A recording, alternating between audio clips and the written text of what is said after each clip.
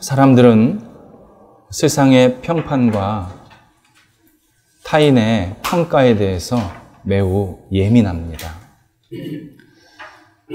타인이 자기에게 부정적인 말을 하면 잠을 못 이루는 사람들도 적지 않게 있습니다. 그러다 보니 이런저런 말거리 듣지 않으려고 사람들을 만나는 것을 회피하기도 하고 꼭 필요한 일 제외하고는 책임 맞는 일을 하지 않으려는 경향도 갖게 됩니다. 신앙인도 타인의 평가에 무척 조심스러워합니다. 빛과 소금의 역할을 감당해야 하기에 좋은 평가를 받아야 하고, 행여 예수님이 비판받으면 안 된다라는 생각에 여러모로 위축이 될 때가 많습니다. 어떤 행동이나 말을 할 때 소극적이 되기도 하고, 또 분명히 해야 할 말인데 또 해야 할 행동인데 하지 않을 때도 있습니다. 야구 감독이 투수를 운동 경기에 내보낼 때 당부하는 말이 있습니다.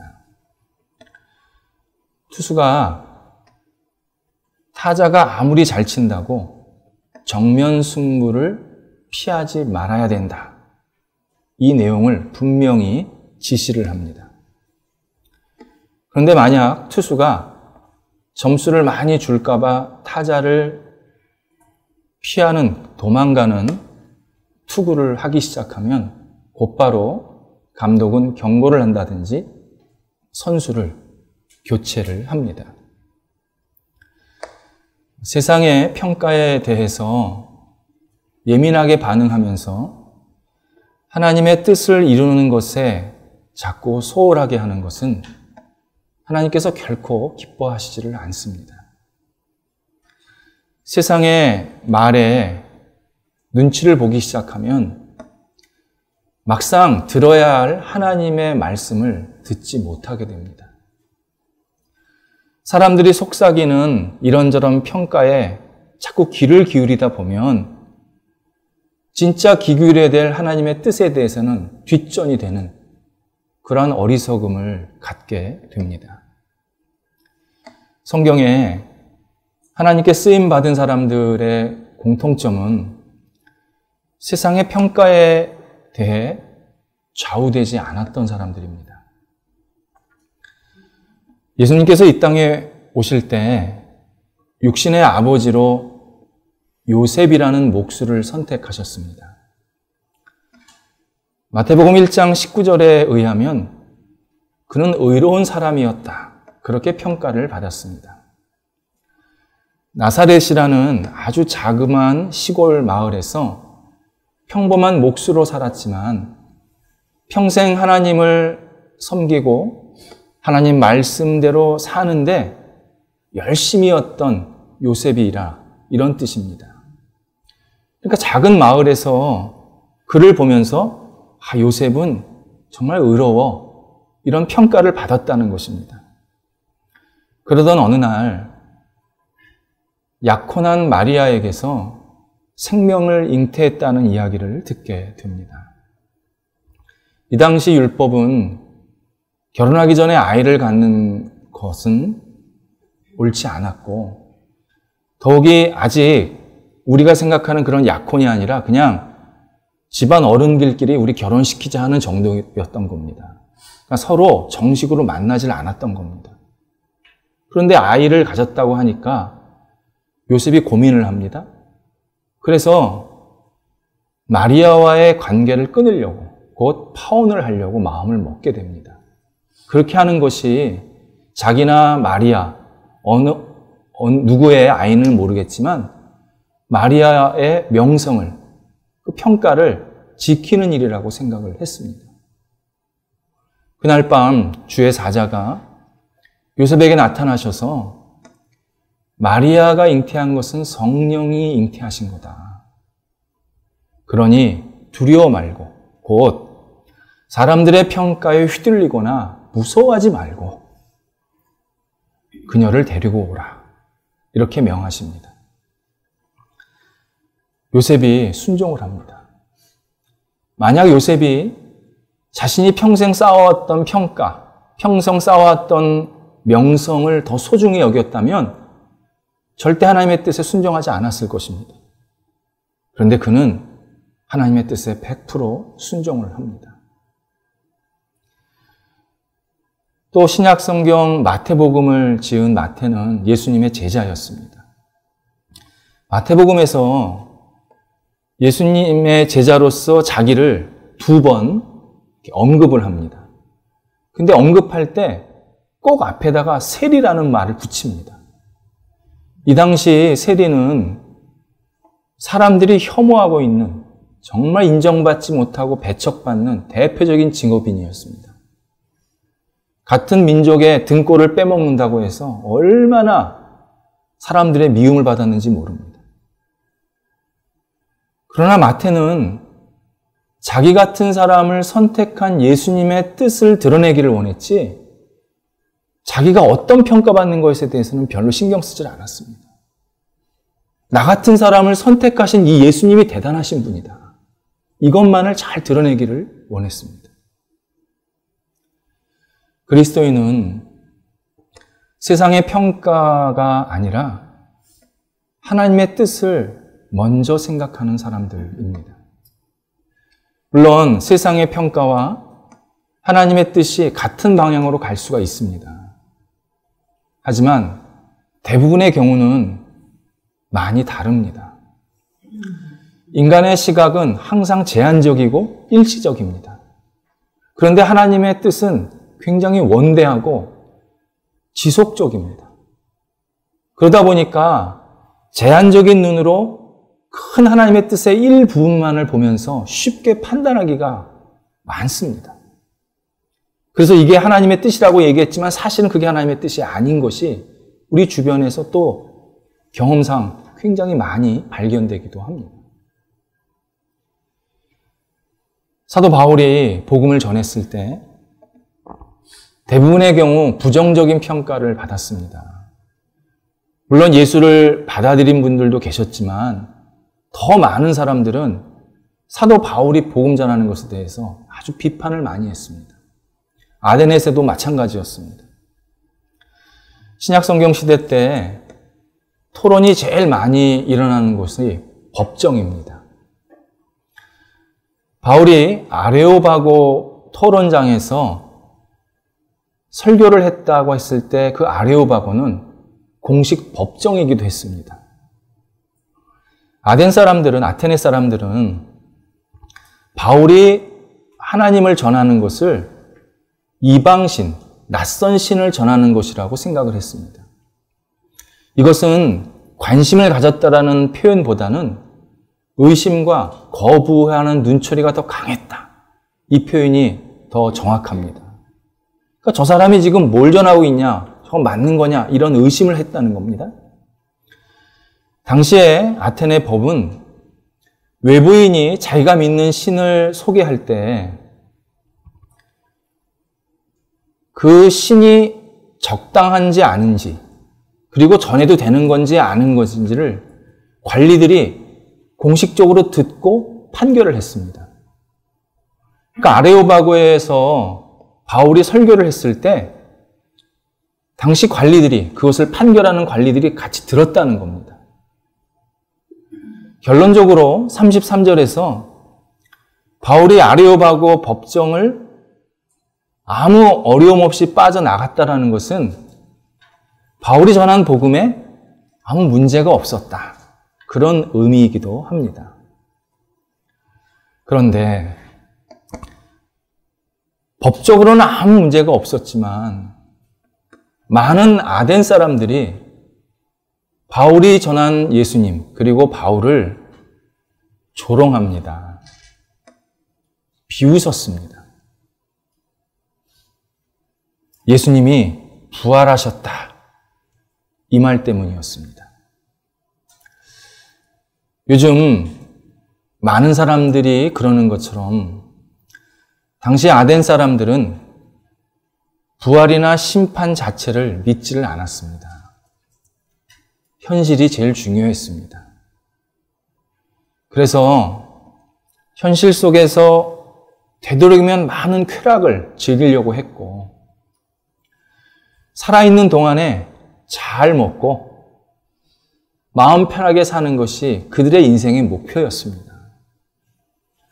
이런 사람들 앞에 두고 예수님이 우리를 위해서 십자가를 지셨고 부활하셨고, 이 예수님을 누구든지 믿으면 구원을 얻지만 믿지 않으면 심판을 받는다라는 이 바울의 말은 아테네 사람들이 듣기에는 정말 불합리하고 비현실적인 얘기였습니다. 정말 뚱딴지 같은 이야기로 들었습니다. 조롱을 한 것입니다. 이런 상황과 똑같습니다. 사람들은 내가 성공을 하려면 계획을 철저히 잘 세우고 이 계획을 실행하려고 치열하게 노력하고 경쟁해서 최종 이겨야 내가 성공을 할 수 있다고 굳게 믿고 있습니다. 근데 어떤 사람이 하나님께서 우리의 모든 일을 인도하시는니다. 하나님께 모든 것을 맡겨야 합니다. 라고 말하면 사람들은 웃기고 있네. 코웃음을 치습니다. 지금 당신 제정신이냐? 무슨 황당한 얘기를 지금 하고 있느냐? 조롱합니다. 사람들이 하나님의 인도하심을 이것처럼 막연한 게 어딨냐? 이것처럼 말이 안 되는 게 어딨냐? 이렇게 쉽게 말하고 판단을 합니다. 그러면서 이런 말을 하는 사람들을 두고 능력도 안 되고 그리고 열심히 일하지도 않고 그리고 자신감도 없으니까 핑계거리 대고 있다. 요행수를 두고 있다. 이렇게 최종적으로 이야기를 합니다. 이런 상황을 오늘 우리가 두 번째 읽은 시편 2편에서 잘 설명하고 계십니다. 시편 1편과 2편은 같이 연결되어 있는 내용입니다. 1편은 하나님을 경외하는 사람, 그리고 2편은 하나님을 무시하는 사람에 대해서 쭉 설명을 하고 있습니다. 시편 전체가 150편입니다. 그런데 시편 1편의 내용인 하나님을 믿고 의지하는 사람의 모습과 결과, 그리고 시편 2편의 내용인 하나님을 무시하고 불신하는 사람의 행태와 결과가 시편 150편 전체에 교차로 계속 나옵니다. 그래서 읽는 사람으로 하여금 하나님을 무시하면 이렇게 되는 거구나. 하나님을 의지하면 이렇게 되는구나. 이게 계속 보이게 만들어줍니다. 시편 2편에서 하나님을 무시한 주인공들은 유무형의 능력을 가진 사람들이었습니다. 어떤 계획이 있었고 그리고 계획을 이룰 수 있는 힘도 권력도 있었고 또 물질도 돈도 있었던 그런 사람들이었습니다. 그래서 그 사람들을 뭐라고 표현하고 있냐면 군왕. 세상에 한 사람 한 사람, 여러 왕 이렇게 표현을 하고 있습니다. 그 군왕들이 하나님을 조롱하고 있는 겁니다. 하나님이 어디 있냐? 하나님이 뭘 인도하시냐? 내가 알아서 한다. 그런데 하나님은 그렇게 조롱하고 비웃는 사람, 그 군왕들을 오히려 비웃으신다고 그렇게 말씀하고 있습니다. 6절, 7절에서 그들을 심판하시려고 아들을 세상에 보내실 것이다 말씀하십니다. 그리고 10절, 11절에서 그러니 하나님을 의지하고 하나님의 지혜를 구하고 하나님께 모든 것을 맡겨야 한다. 그게 복 있는 사람의 모습이다. 라고 우리들에게 강력하게 말씀을 하고 계십니다. 하나님을 믿고 하나님을 의지하는 것은 그리스도인들의 또 세상 사람들의 당연한 본분입니다. 그리고 하나님께서 모든 것을 이끄시고 만들어내신다라는 것은 변할 수 없는 진실입니다. 이 말은 하나님께서 모든 걸 다 하시니까 인간은 계획 세울 필요도 없고 인간은 어떤 행동도 할 게 없다라는 의미가 아닙니다. 하나님께서 인간에게 가장 근원적인 힘과 모든 상황들을 만들어 가신다라는 뜻입니다. 사람이 계획을 세울 수 있는 근원적인 힘, 그 계획을 뭔가 행할 수 있는 근원적인 힘, 그리고 그 일이 진행되면서 이루어지도록 여러 상황들을 만드시고 사람을 만나게 하시는 분, 그리고 결과가 있게 하시는 분이 오직 하나님이라는 뜻입니다. 하나님 없이는 우리가 준비한 일, 우리가 진행하는 일, 우리가 바라는 결과들이 생길 수가 없습니다. 사람들은 하나님 없이 그것이 생긴다고 생각을 하지만 하나님이 계시기 때문에 그것이 있게 된 것입니다. 그래서 하나님을 인정하고 하나님을 따르는 것은 누구나 당연한 일입니다. 그런데 하나님을 믿고 하나님의 뜻에 따라서 살려고 할 때 현실적인 고민이 있습니다. 외롭습니다. 그리고 야, 꼭 그렇게 살아야 되냐? 다른 길 없냐? 유혹이 많습니다. 때로는 내가 하나님을 믿고 의지하는 것을 사람들이 무시를 합니다. 너 왜 인생을 그렇게 사냐?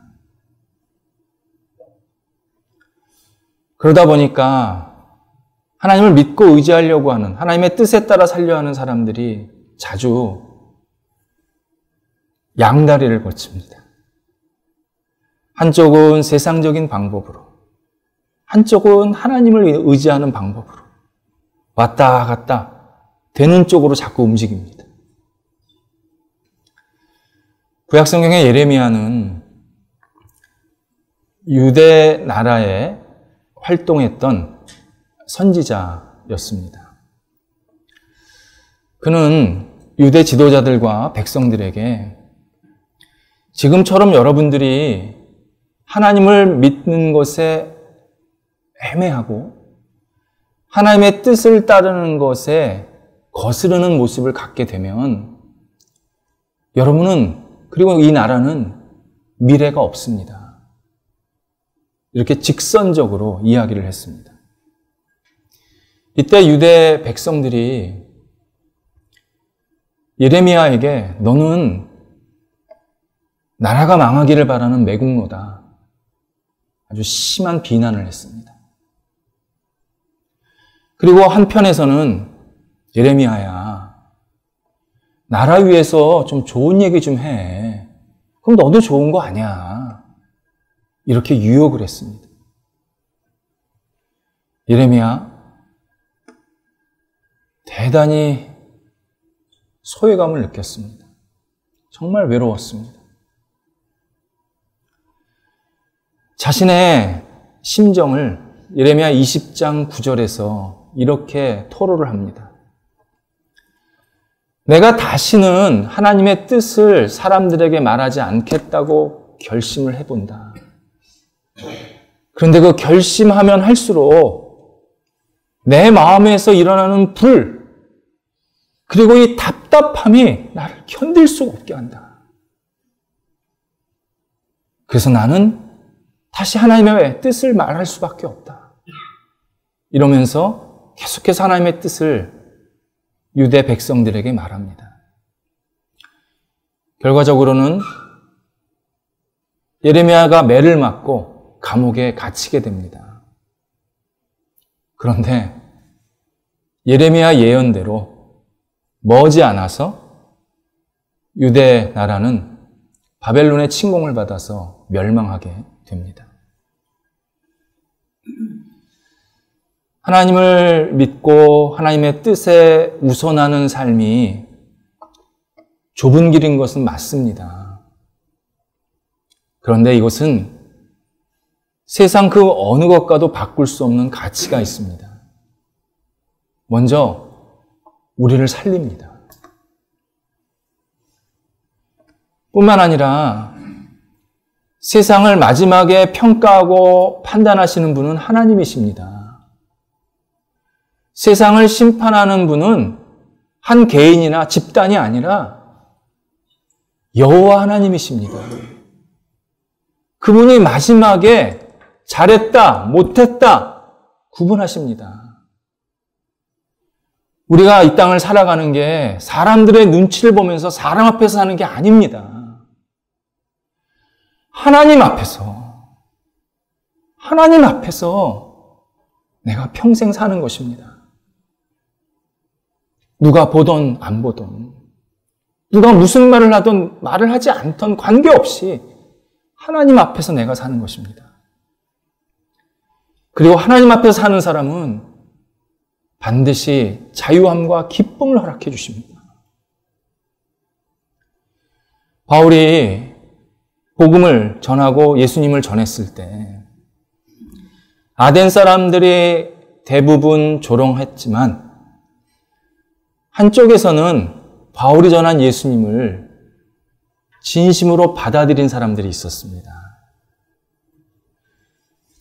아덴의 관리였던 디오누시오와 다말이라는 여성과 몇 사람이 믿었다. 그렇게 소개를 해주고 있습니다.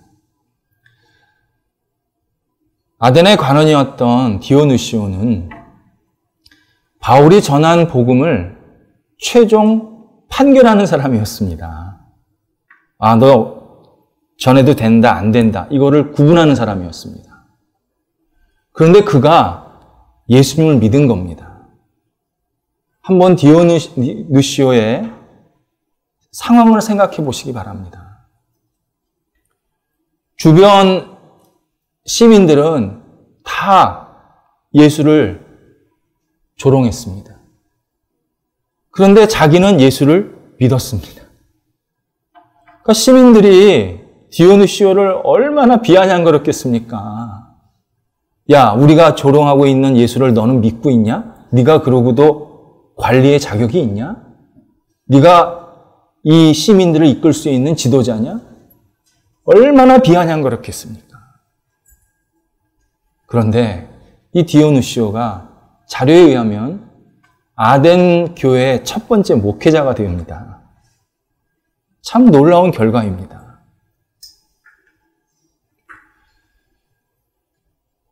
우리들은 아덴에서 몇 사람만 예수를 믿었기 때문에 바울이 복음을 전한 것이 실패한 것 아닌가? 그런 생각을 할 수도 있습니다. 다른 지역에서 복음을 전하면 그래도 많은 사람이 믿었더라. 그렇게 소개가 됐는데 유독 아덴에서 복음을 전했을 때는 몇 사람만 믿었다. 그렇게 표현되어 있으니까 그렇게 판단할 수도 있습니다. 그런데 이런 판단은 인간적인 생각이고 숫자적인 판단입니다. 복음은 어떤 경우에도 실패하지 않습니다. 복음을 전했을 때 많은 사람들이 받아들이기도 하기도 하지만 한두 사람이 받아들일 때도 있습니다. 그러나 어느 경우든 복음은 생명력이 있습니다. 그 한 사람만 바꾸지 않습니다. 수없이 많은 영향력을 펼쳐나갑니다. 인도의 불교가 중국에 전해졌을 무렵에 인도의 그 승려들이 동시에 로마 제국으로 들어갔습니다.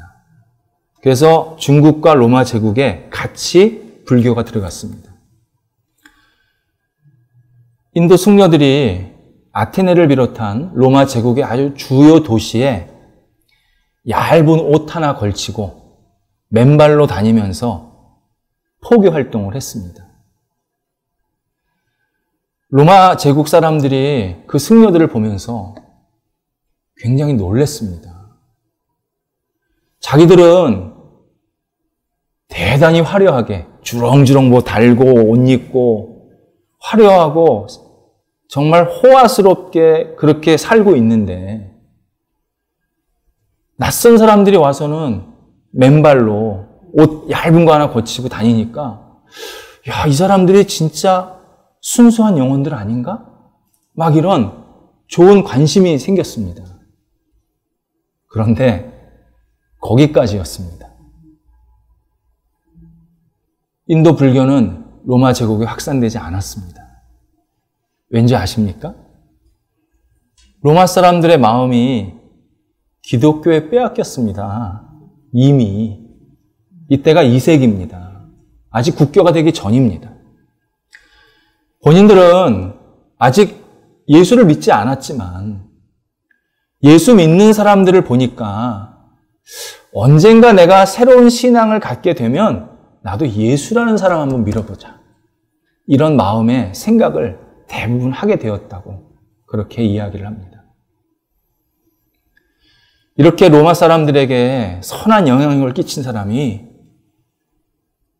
몇 사람 되지 않는 사도들과 그리고 그 사도들이 전한 복음을 받아들이는 한 사람 한 사람, 이렇게 디오누시오나 다마리, 이런 한 사람 한 사람들이 다 주변 사람들에게 좋은 영향을 미쳐서 결국은 그들에게 나도 예수를 한번 믿어봐야겠다. 그런 생각을 갖게 한 것입니다.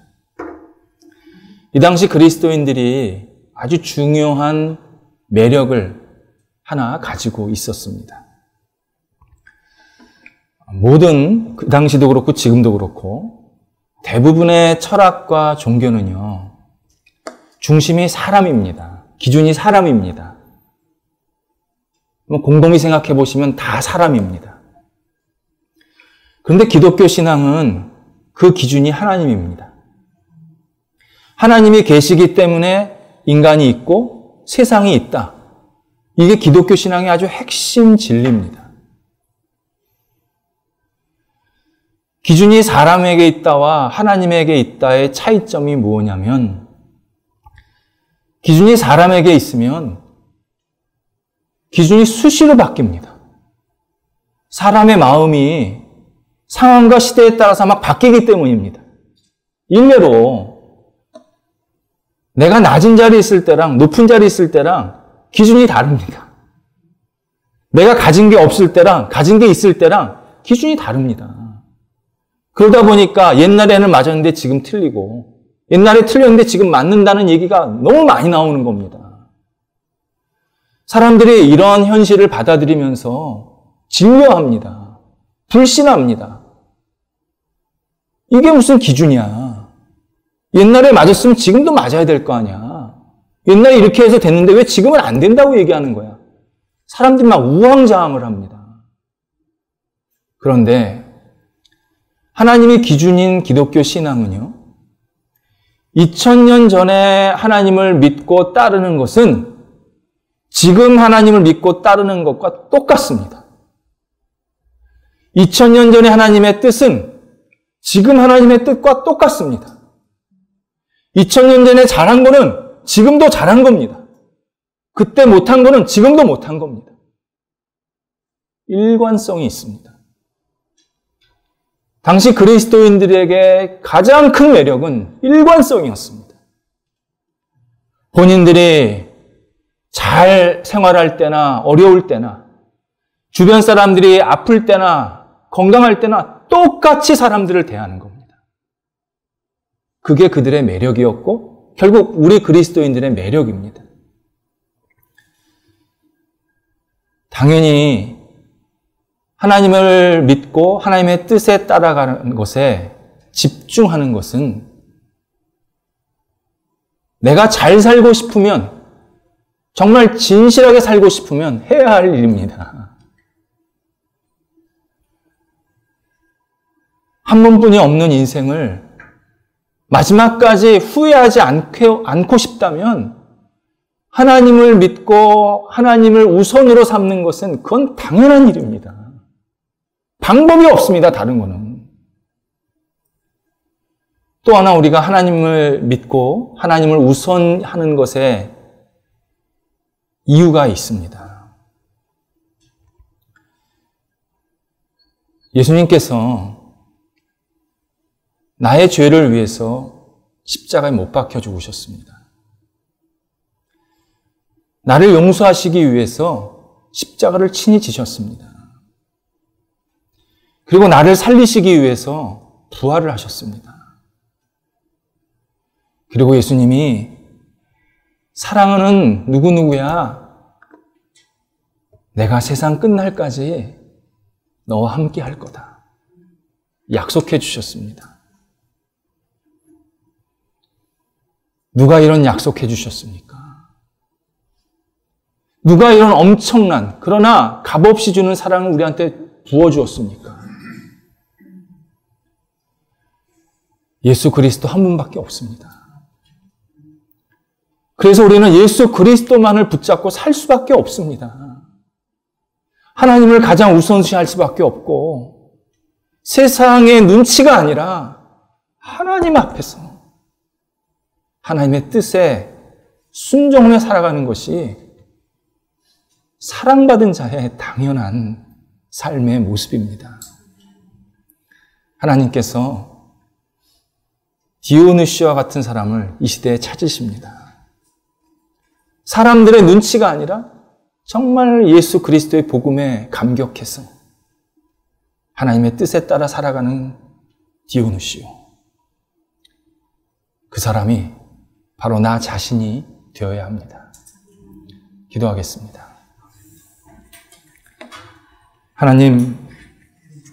하나님께서 저희들을 먼저 찾아오셔서 주님 안에 거하게 하시고 하나님 때문에 이 땅을 살아갈 수 있게 하신 것 감사를 드립니다. 하나님 없이 저희들이 오늘도 이 자리에 앉을 수 없음을 고백하며 다시 주님의 백성으로 우뚝 서기를 원합니다.